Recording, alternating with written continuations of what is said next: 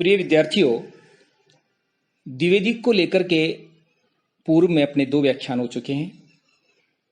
पहले व्याख्यान में द्विवेदी की जो पृष्ठभूमि थी, जो भारतीय हिंदू से जुड़ी हुई थी, उस पर हमने चर्चा की। दूसरे व्याख्यान में द्विवेदी के जो प्रमुख कवि थे, उनके बारे में हमने चर्चा की। आज ये तीसरा व्याख्यान द्विवेदी की काव्य प्रवृत्तियों को लेकर के है। जब हम द्विवेदी के इन साहित्यकारों को पढ़ते हैं तो उसके बाद कुछ सामान्य प्रवृत्तियां या विशेषताएं सामने आती हैं, जो इस प्रकार है। पहली जो सामान्य प्रवृत्ति या विशेषता थी द्विवेदी की, वो थी राष्ट्रीयता। राष्ट्रीयता की भावना यद्यपि भारतीय हिंदू युग में भी थी, उसकी शुरुआत भारतीय हिंदू युग में ही हुई थी, उससे पूर्व हिंदी में राष्ट्रीयता नहीं थी। लेकिन 20वीं शताब्दी के प्रथम 2 दशकों में, अर्थात 1900 से 1918 तक, जिसको हिंदी साहित्य में द्विवेदी कहा जाता है, उसमें राष्ट्रीयता अपने प्रचंड रूप में सामने आई साहित्यकारों के माध्यम से। क्योंकि इस समय तक हमारा जो राष्ट्रीय आंदोलन था, वो धीरे धीरे तीव्र गति पकड़ने लगा था, विशेषकर तिलक नेतृत्व में जो आंदोलन चल रहा था। और फिर 1915 के बाद गांधी जी की भी इसमें एंट्री हो गई थी। इसलिए राष्ट्रीय आंदोलन जो था वो प्रचंड होता जा रहा था और उसका प्रभाव जो था वो साहित्य पर आता चला जा रहा था। तो राष्ट्रीयता इस युग की एक प्रमुख विशेषता थी और उसी के अनुरूप इस कवियों ने अपनी काव्य रचनाएं करने लगे। नाथूराम शर्मा शंकर, जिसका उल्लेख, शंकर जिनका उपनाम था, जिसका उल्लेख मैं पूर्व के व्याख्यान में कर चुका हूं, और शंकर सर्वस्व उनकी एक रचना है, उसमें स्पष्ट रूप से कहते हैं, भारतीय हिंदू के कवियों की तरह इस युग के कवि जो हैं दबेश्वर में नहीं कहते, वो स्पष्ट रूप में कहते हैं। उनकी 2 काव्य पंक्तियों का मैं यहां उल्लेख करना चाहूंगा, नाथूराम शर्मा शंकर की, कि देशभक्त वीरों मरने से नेक नहीं डरना होगा, देशभक्त वीरों मरने से नेक नहीं डरना होगा, प्राणों का बलिदान देश की वेदी पर करना होगा। यह आप समझ गए होंगे स्पष्ट रूप से, वो देश के लिए प्राणोत्सर्ग करने की बात स्पष्ट रूप से वो अपने शंकर सर्वस्व नामक काव्य रचना में कर रहे हैं। ये भारतीय हिंदू और द्विवेदी का अंतर है कि इसमें स्पष्ट रूप से जो था वो कभी गोपन शैली में, भारतीय हिंदू के कवि तो गोपन शैली में, छिपी शैली में, कभी अंग्रेजों की प्रशंसा करते, कभी राष्ट्रता की भावना, इसमें स्पष्ट रूप से वो राष्ट्रता की भावना को अपनी कविताओं के माध्यम से अभिव्यंजित करने लग गए। नाथूराम शर्मा शंकर के अतिरिक्त अन्य सभी कवि जो थे, जिसमें मैथिली शरणगुप्त प्रमुख होते हैं, उन्होंने राष्ट्रीयता का गुणगान जो है, इसके अतिरिक्त राम नरेश त्रिपाठी जो इस युग के एक प्रमुख कवि थे, उन्होंने भी अपने खंड काव्य में परतंत्रता के बंधन काटने का संदेश जो था वो अपने खंड काव्य के माध्यम से उन्होंने दिया। और मैथिली शरणगुप्त इस युग के जो सबसे बड़े कवि हैं, उनकी जो एक रचना है भारत भारती। भारत भारती तो राष्ट्रीयता का गान है। जैसे भारतीय हिंदू में मैंने उस व्याख्यान में चर्चा की थी कि भारतीय हिंदू की एक लंबी कविता है प्रबोधिनी राष्ट्रीय जागरण की कविता थी। वो बहुत छोटी इस भारत भारती की तुलना में, और लेकिन मैथिली शरणगुप्त ने जो भारत भारती की रचना की, वो भारत के प्राचीन गौरव का गुणगान है और उसमें आज देश के लिए आत्मोत्सर्ग की प्रेरणा भी उसमें छिपी हुई है।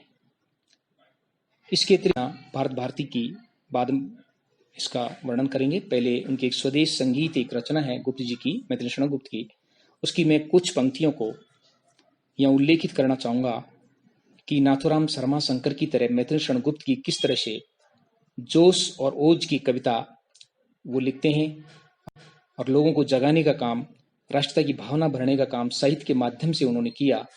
उसकी ये काव्य पंक्तियां हैं मैथिली शरणगुप्त की। धरती हिलकर नींद भगा दे, वज्रनाद से व्योम जगा दे, देव और कुछ लाग लगा दे। ये गुप्त जी ने अपने स्वदेश संगीत जो उनकी है उसमें उन्होंने लिखा है। अब आते हैं भारत भारती पर, कि भारत भारती एक तरह से मातृभूमि की महिमा का गान है।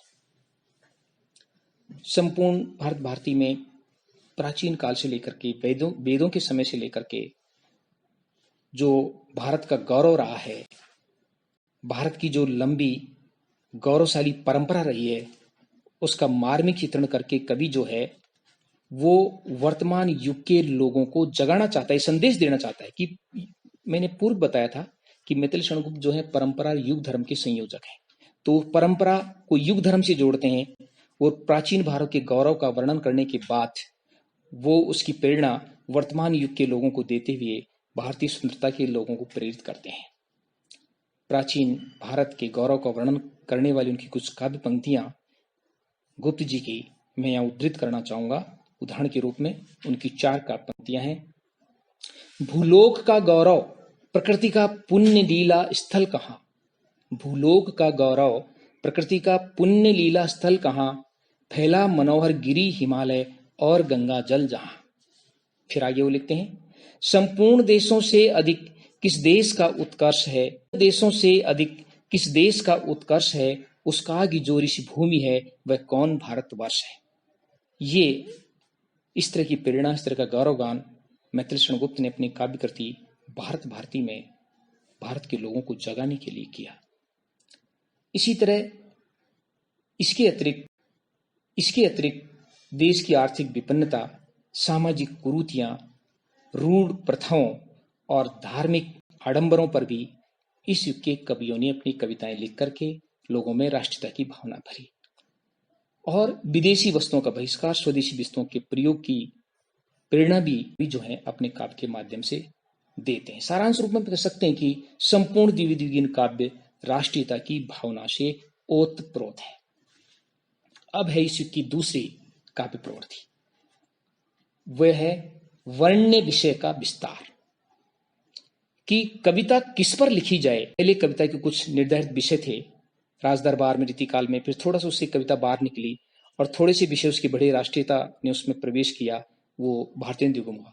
लेकिन द्विवेद युग में वर्ण विषय का अर्थात कविता का किन विषयों का कविता में वर्णन किया जाए, ये विषय बहुत ज्यादा विस्तृत हो गए और इसमें महावीर प्रसाद द्विवेदी की जो विस्तृत हो गए और इसमें महावीर प्रसाद द्विवेदी की जो भूमिका थी वो बहुत महत्वपूर्ण थी। महावीर प्रसाद द्विवेदी ने स्पष्ट रूप से कवियों को निर्देशित किया कि नायिका भेद को छोड़कर के अन्य सभी विषयों पर वो कविताएं लिख सकते हैं। और आचार्य द्विवेदी ने एक निबंध लिखा था, कवि कर्तव्य। निबंध का शीर्षक था कवि कर्तव्य। उस कवि कर्तव्य निबंध में उन्हें स्पष्ट रूप से, क्योंकि वो सरस्वती पत्रिका के संपादक थे, 1903 में ही बन गए थे और सरस्वती पत्रिका के माध्यम से कवियों का वो दिशा निर्देश करते रहते थे।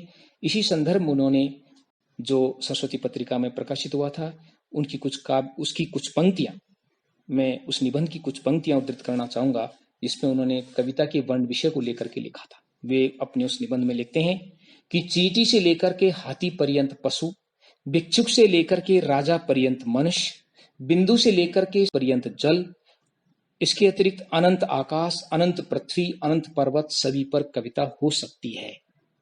ये उनका एक दिशा निर्देश था जिसका सब कवियों ने पालन किया। अर्थात कविता जो थी अपने सीमित दायरे से निकलकर बहुत विस्तृत क्षेत्र में कविता आ गई। नायिका भेद का उन्होंने स्पष्ट रूप से निषेध किया और अन सभी विषयों पर कविताएं लिखने के लिए कवियों को प्रेरित किया और कवियों ने इन सभी विषयों पर कविताएं लिखी भी। ये उनके दिशा निर्देशन का फल था। इसके अतिरिक्त इस युग में एक परिवर्तन ये भी हुआ कि इस युग के कवियों ने प्रकृति का स्वतंत्र विषय के रूप में वर्णन किया, बिना किसी आलंबन के, बिना किसी आधार के। और इस युग के जो पहले कवि कह सकते हो या जिन्होंने हिंदी, खड़ी बोली हिंदी में पहला महाकाव्य लिखा, जिनका नाम अयोध्या सिंह उपाध्याय, हरियोद उनकी उपाधि थी, जो आपकी बीए पार्ट 3 की जो पुस्तक है उसमें सम्मिलित है। उस प्रिय प्रवास का आरंभ जो है वो प्रकृति चित्रण से हुआ है। उसकी 4 पंक्तियां मैं बोलना चाहूंगा कि दिवस का अवसान समीप था, गगन था कुछ लोहित हो चला, तरुशिका पर थी अब राजती, कमलिनी कुल बल्लभ की प्रभा।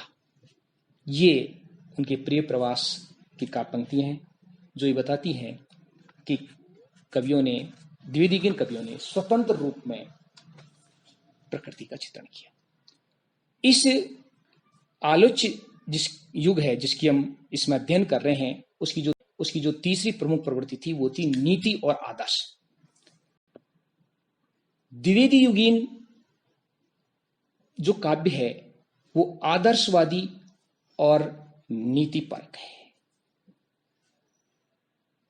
क्यों कि मैं इसके जो नेतृत्व करता थे महाप्रसाद द्विवेदी, वो बहुत ही आदर्शवादी व्यक्ति थे और उन्होंने अपनी रचना भारत भारती में स्पष्ट रूप से दिशा निर्देश देते हुए उनकी 2 पंक्तियां लिखी। वो 2 पंक्तियां मैं उल्लेखित करना चाहूंगा कि केवल मनोरंजन कवि का कर्म होना चाहिए, केवल मनोरंजन कवि का कर्म होना चाहिए, उसमें उपदेश का भी मर्म होना चाहिए। ये एक तरीके से कवियों के लिए दिशा निर्देश था कि कविता में नीति और आदर्श का वो विशेष ध्यान रखें। इसलिए द्विवेदी कविता अत्यंत आदर्शवादी और नीतिपरक है।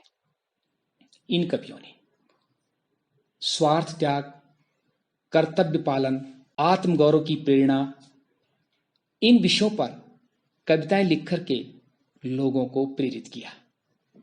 और कुछ प्रमुख रचनाएं जो अत्यधिक आदर्शवादी हैं उनका उल्लेख मैं करना चाहूंगा, जैसे प्रिय प्रवास, साकेत, रंग में भंग कृष्णगुप्त ने लिखी है, जयद्रथवत ये भी कृष्णगुप्त ने लिखी है, और राम नरेश त्रिपाठी का जो मिलन प्रबंध काव्य है वो भी आदर्शवादी काव्य है। इन काव्यों के माध्यम से इस युग के कवियों ने आदर्श और नीतिपरक कविताएं लिखी।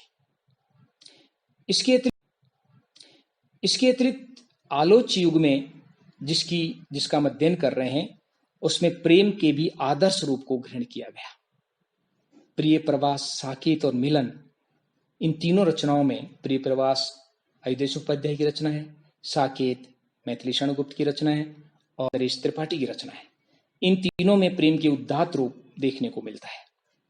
उसी तरह प्रिय प्रवास की राधा और साकेत की नायिका उर्मिला जो है वो एक उदात्त प्रेमिका के रूप में हमारे सामने आती है। आपके लिए बीए पार्ट थर्ड में जो काव्य पुस्तक निर्धारित है उसमें साकेत का 9वां सर्ग है और उसमें उर्मिला के चरित्र का बहुत ही आदर्शवादी चित्रण किया गया है। उर्मिला अपने आप को, अपने मन को प्रिय पद का विदन बनाने से रोकती है और इसी तरह इन कवियों का जो दृष्टिकोण था वो प्रेम के प्रति बहुत ज्यादा आदर्शपरक था। राम नरेश त्रिपाठी इस युग के अन्य कवि थे जिन्होंने प्रेम के बारे में लिखा। उनकी पंक्तियां हैं, प्रेम स्वर्ग है, स्वर्ग प्रेम है, प्रेम असंख अशोक, ईश्वर का प्रतिबिंब प्रेम है, प्रेम हृदय आलोक। अर्थात ये रीतिकाल जैसा प्रेम जो नारी के दैहिक वर्णन करता है वो नहीं है। ये एक प्रेम का उदात्त रूप आदमी को आत्मोत्सर्ग के लिए प्रेरणा दे, इस प्रकार का काव्य इन कवियों ने अपने उसमें लिखा। अब अगले व्याख्यान में शेष बची हुई काव्य प्रवृत्तियों का हम अध्ययन करेंगे और उसके बाद फिर पद्यों पर भी विचार करेंगे। आज का व्याख्यान जो है वो यहीं समाप्त होता है। धन्यवाद।